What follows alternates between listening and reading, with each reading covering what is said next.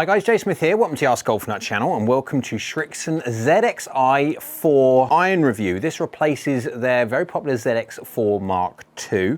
It's still got the same or very similar technology, but we do have an eye forging now. This is now made of the SUS 1747, a different material, make it feel softer than the previous one. Again, we'll give it a hit and see how it feels. I'll also be testing this at 70, 80 and 90 miles an hour because this golf club, being a game improvement iron, a forged game improvement iron, is going to be for the golfer that necessarily needs the help in launch and also designed to be a little bit more forgiving as well. And we will test the forgiveness in the heat map that we'll do at the second half of the video.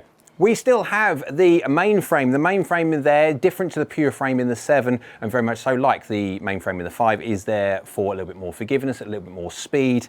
It is designed to try and get as maximum out of this golf club as possible. We still have the V-sole. On the bottom there, you can see that you've got that distinct V-sole design. That is for turf interaction, for some people that like turf interaction. And we do have the precision grooves in all of the range. From the 4 to 7, they're wider, and then from the 8 to sandwich, they are deeper. And that is for control of spin. And of course, you still have got the laser milled grooves in between, you can see on the face. Top lines, we have a thickest of the lot. You can definitely tell this is a little bit chamfered at the back, where the other two are a little bit more square boxed looking, but this is medium to thick. Blade lengths, it is a decent size. If you go down by the golf ball, you have got a little bit of offset there, absolutely, and you have got a decent size blade length. Let's go give this one a hit. I'm at a hole 200 or so yards away, and as you can see on the left hand side, there is water. And if I'm gonna go left, I'm gonna go in the drink. 28.5 degree 7 iron. It is not exactly what you call weak, this golf club, hence no 3 iron, there's no need. Let's go give this one a hit. See if I can get anywhere near the green. Remember guys, anything from 205 yards, I think it is, on the tour, with a tour size green, 50-50 is hitting the green. So if we get anywhere near this green, we're doing well. Not plumb on, but darn decent at this distance. You'll take that 200 or so yards away, running up the green. That's a win. Club speed 92 miles an hour, club path 1.9 from the inside and face baby open. That's why you can see it's gone off to the right 10 yards or so. 7 mil toe, 4 mil low, not a bad strike, but you could feel that it wasn't middle straight away. 41 yards in the air though, and 50 degrees ascent angle. That's working very, very well. 185 yards of carry. That's not plumb on, obviously, but 185 yards of carry. Difference between the old and the new one. They do say that the new one feels softer, has a nicer feeling than that of the old. Can I really tell a difference? Because feel is really subjective. You ask 10 different people, you're going to get 10 different answers, 10 different opinions. And so that's why launch monitor stuff is objective. You can measure it, but when it comes to feel and looks, so subjective. Give it another go. Let's see if we can hit closer to middle, but that's worked very well.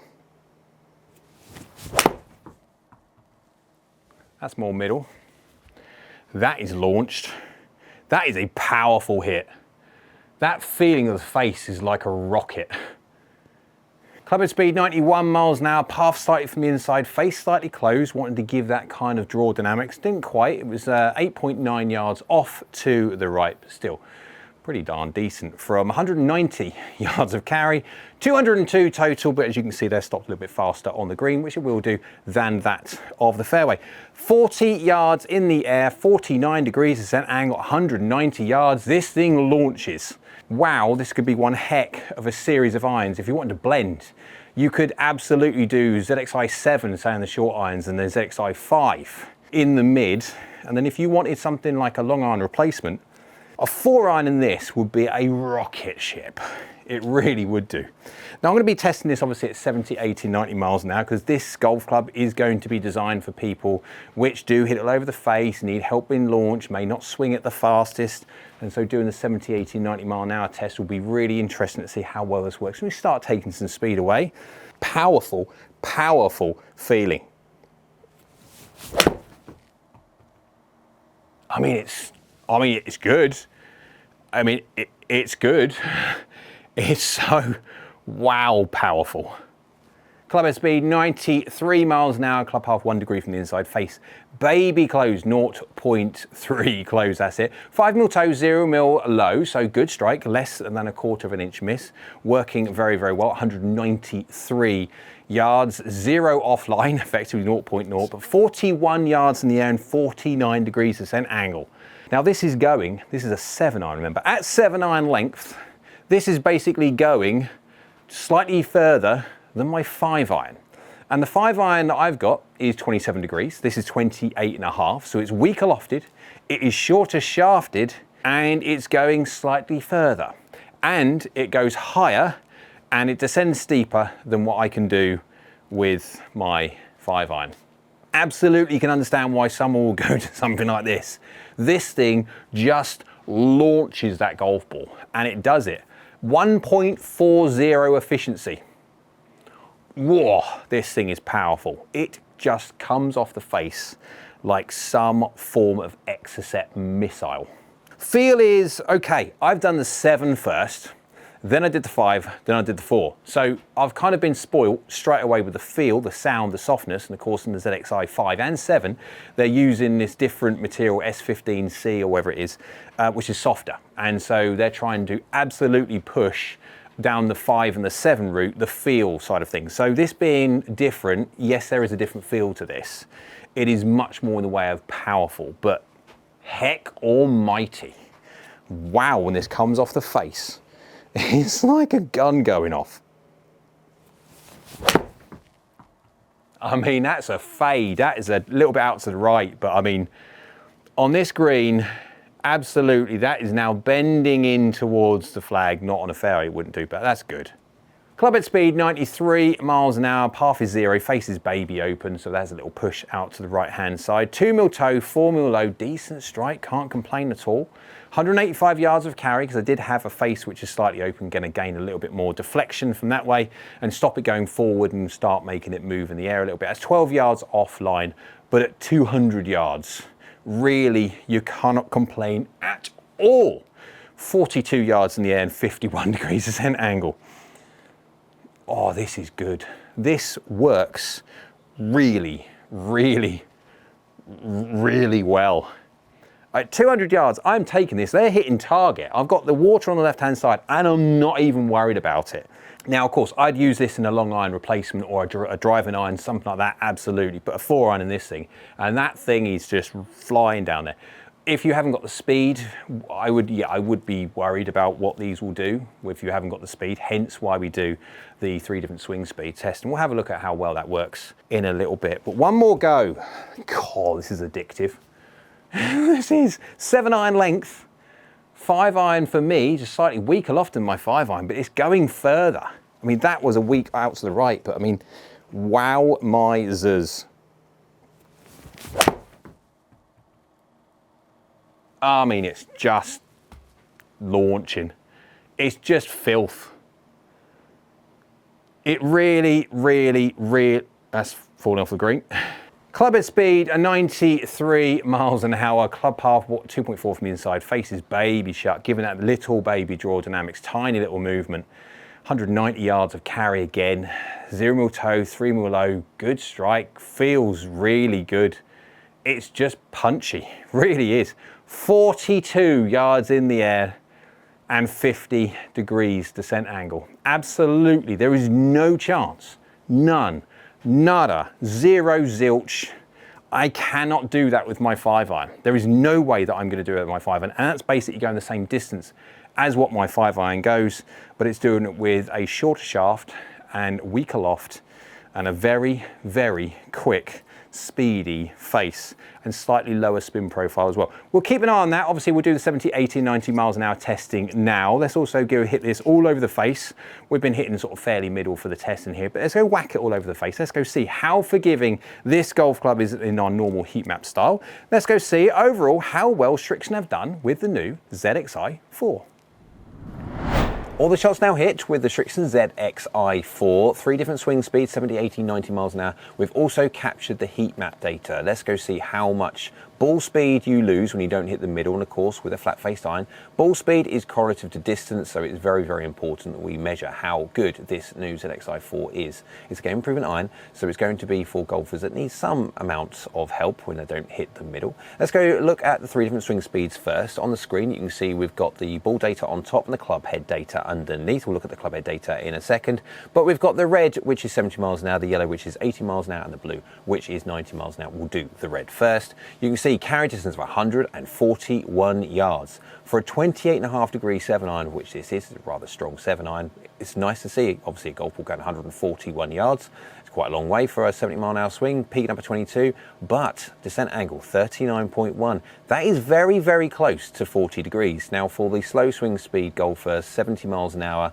the bare minimum I want to see a golf ball going into a green for some modicum of control will be 40 degrees. Anything less than that into the 30 degrees, and it's going to be lap of the gods if the golf ball's going to stop. It has to be a very, very soft green or hit something to stop, and so the flag possibly, but at 39 degrees or 39.1, it's very, very close to 40 degrees, and you wouldn't have to do too much in the way of loft adjustment to this golf club. Maybe a degree or so, which will take a yard or two off of the carry, yeah, maybe 139, 140, but that would then start to breach the 40 degree mark. And of course, these are for the way I deliver, and if you're someone who delivers the golf club in a way that promotes a little bit more launch for yourself, then you will absolutely see the golf ball going into the green at slightly over 40 degrees. It's doing exceptionally well. The more I hit this ZXi4, it just launches exceptionally well for the loft that it is. And so for a 70-mile-an-hour swing, 141 yards, getting very, very close to 40 degrees descent angle, is doing very, very good. If you go to the 80 miles an hour, the yellow, carry distance now goes to 166 yards, so it's getting out there now, peaking up at 31 yards in the air, and descent angles basically 45 degrees. 45 degrees is a magic number. Any golf ball going into a green at 45 degrees is going to, within reason, stop on any green. It has to be some form of US Open green or an airport runway for it not to stop, and so within reason 45 degrees will stop on anything. It's great to see. At 80 miles an hour, 166 yards, we are reaching the 45 degree magic number. If you go to the 90 miles an hour, the blue, 188 yards of carry, 40 yards in the air, and descent angle at 48.8, 49 degrees. That is stopping, that is launching, and that is going. These ZXi4s are long, like properly long. If you're a golfer that wants some extra distance, get your distance back, ZXi4 works really quite well. If you look at the club head data, we're looking at 70.6, 80.2 and 90.7, so within half a mile an hour. There's your 30 mile an hour, 70, 80, 90, 3 different swing speed jumps. You're looking at efficiencies 1.40, 1.40, 1.39 efficiency, or smash factor, depending on what launch you want to use, is a measure of your bang for your buck. How much ball speed you get from your club head speed. Attack angles within 0.7 degree, club paths within 0.4 of a sixth of a degree. Hardly anything. Face to path within a degree, but the all important loft is 25.1, 25.2 and 24.8, so 0.4 of a degree between the 3 different swing speeds.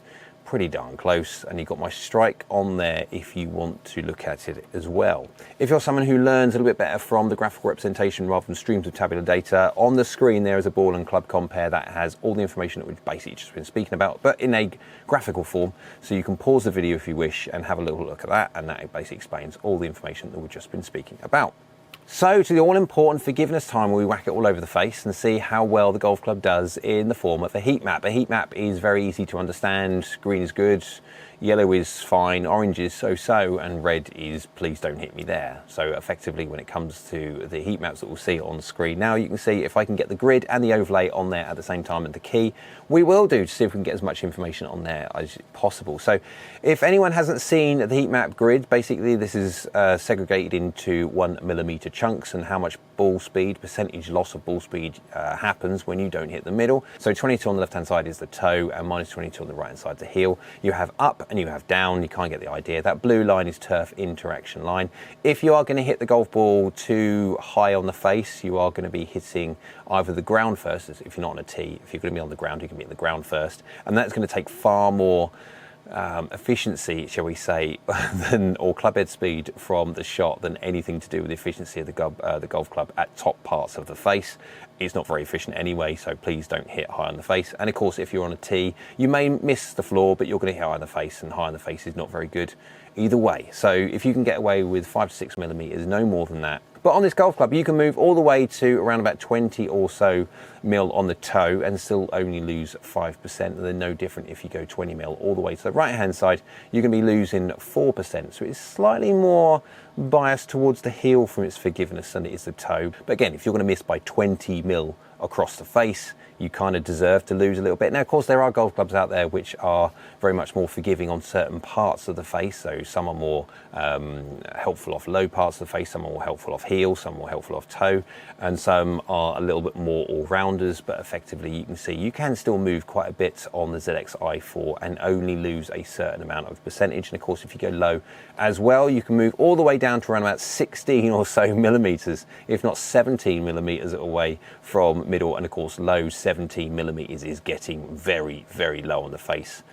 Very, very, very low.